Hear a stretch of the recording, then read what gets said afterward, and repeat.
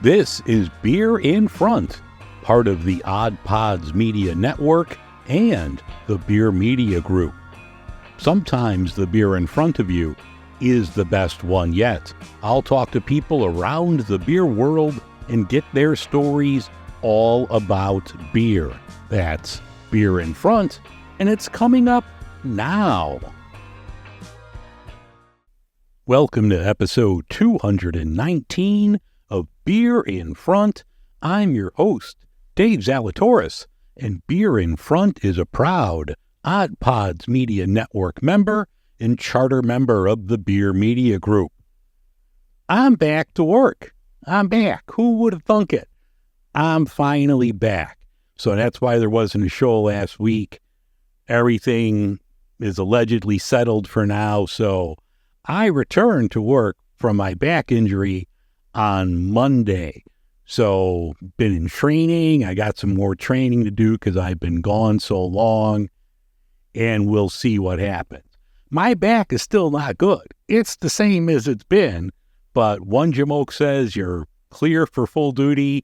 The other doctor says, let's have another MRI.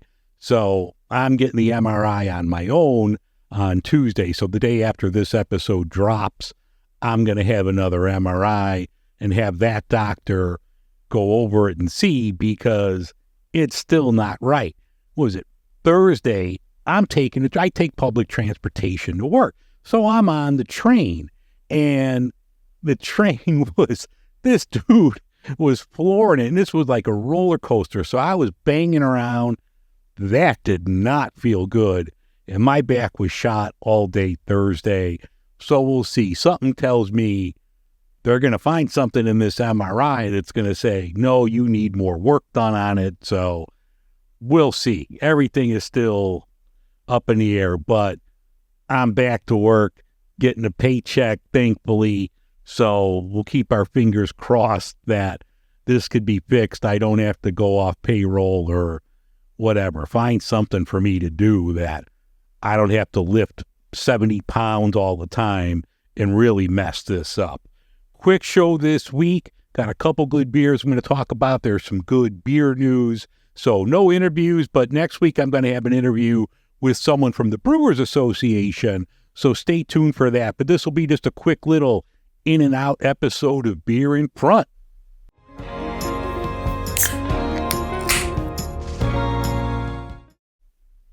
In beer and beverage news, Cigar City, they've updated the look of their classic Jai Alai IPA.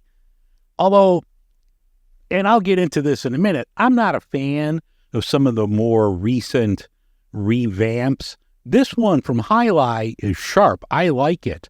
The cans are green and orange. They've got a bigger font. It's bolder. Still the same Jai Alai font. Look for that to hit the shelves soon. That one's really good. Now, speaking of revamps that I didn't like, Lagunitas, they're going to update the look again on a little something something.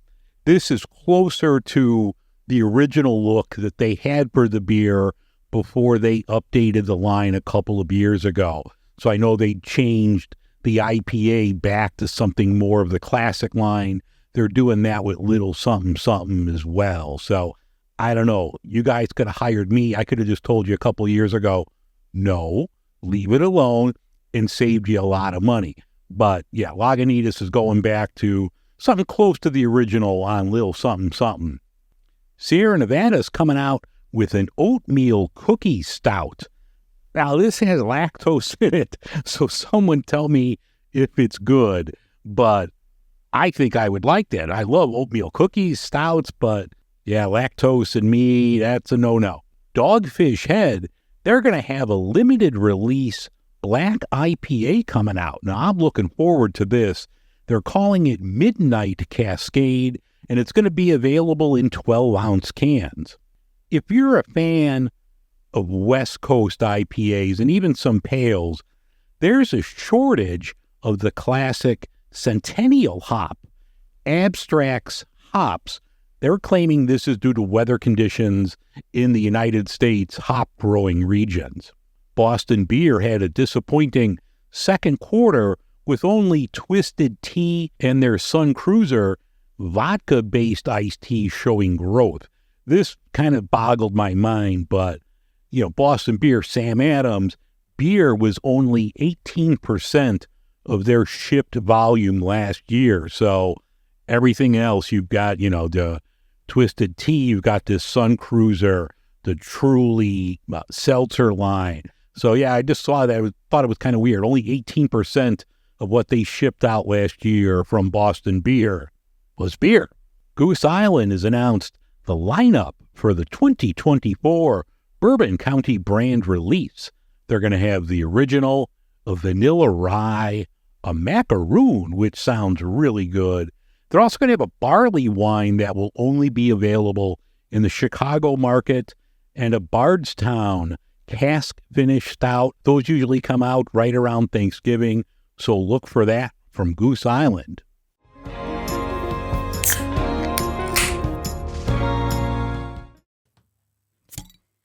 If you like fun, then you're going to love the Beard Owl podcast.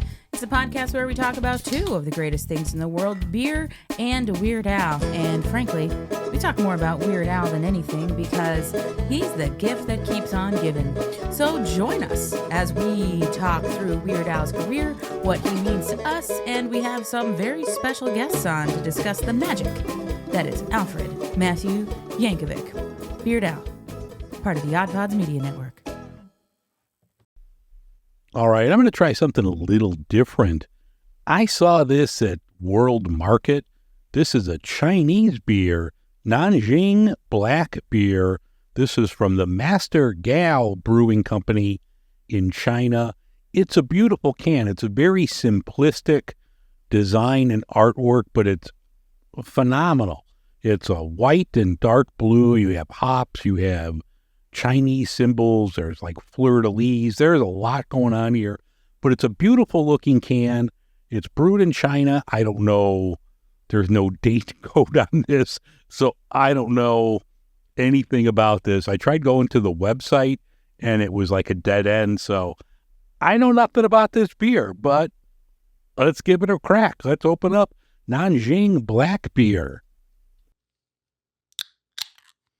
It's a good sound. I'll give it that. This is in an 11.2 ounce can, 5.2% alcohol, so let's pour it and see. Beautiful color, beautiful foam here. Almost smells like a stout. I get a really nice aroma here, good like roasted malts. It smells excellent. Like I'm getting some chocolate in here. I mean, the smell is fantastic. I like it. I haven't even tried it yet, and I like this already. It's interesting. It's very sweet, very like coffee, toffee, chocolatey that I'm getting in the first like initial part of the taste here. Feels very like thick for something that's that low in alcohol at 5.2%. Yeah, there's a lot of sweetness here. And there's like some bitterness, and it's almost not like hop bitterness, almost like sometimes you get like coffee from Starbucks and it's over roasted and it kind of has a bitterness there. That's kind of the bitterness that I'm getting from here, where I think that kind of overtakes the rest of this. That's really good. I mean, it's a good beer. That little ending bitterness part's kind of like getting to me, but I like it overall. I think the flavor is phenomenal. Like for something that's 5.2%, like I mean, there's so much flavor here that it's really good. It's just that final lingering, aftertaste that I'm getting that I'm not a huge fan of. So I guess just keep drinking it and stop talking. But, I mean, it's not a bad beer at all. I picked it up in like a single can at World Market. So I'm assuming you could get it there in 6-packs. But, I mean, I think it's good. I would drink it again. Yeah, I mean, it's good. Don't get me wrong. It's good. If you see it, if you're at World Market and you're buying all sorts of World Market shit, if you're out there buying, furniture or exotic gummy bears and you go in the beer aisle, you got to pick up Nanjing black beer because it's good. That aftertaste is still kind of like, I can't put my finger on it. If you see it, put it in the basket. If you're at World Market and you got a full cart, you got issues. So just get a basket. There's nothing there you need in a full cart. So put it in the basket, get your nice little soaps and everything else. You don't need a full cart there. Trust me, don't get the full cart. Put it in the basket. But no, the Nanjing black beer from Master Gal Brewing, I think it's good. It could be a phenomenal beer if it wasn't for that bitter aftertaste, but it's still a solid beer worth putting in the basket.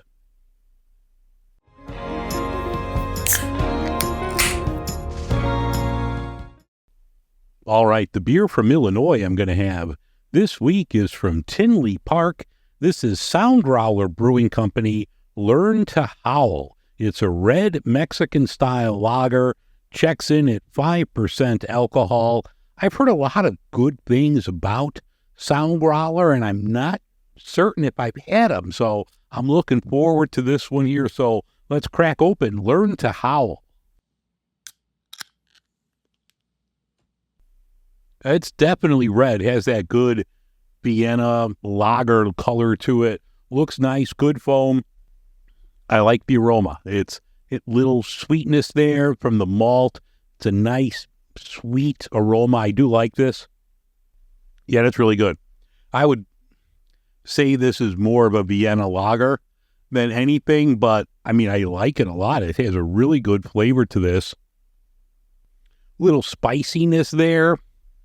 Like not hot spicy, but it's very flavorful. It's a good balance between the malt sweetness, the hops. I like this. I'm a fan.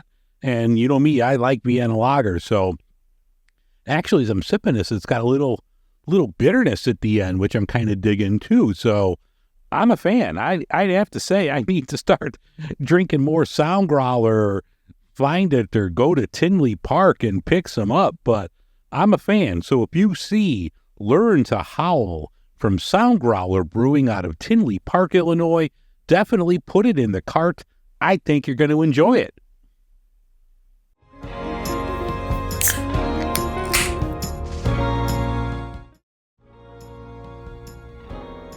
All right, that's going to wrap things up for this edition of Beer in Front. I thank you very much for listening.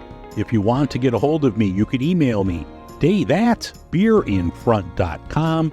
If you'd like to support the show, head over to patreon.com/beerinfront for more details. Next week, I'll be talking to someone from the Brewers Association all about the second quarter numbers and the business of beer. So that'll be out next week. In the meantime, just remember, sometimes the beer in front of you is the best one yet.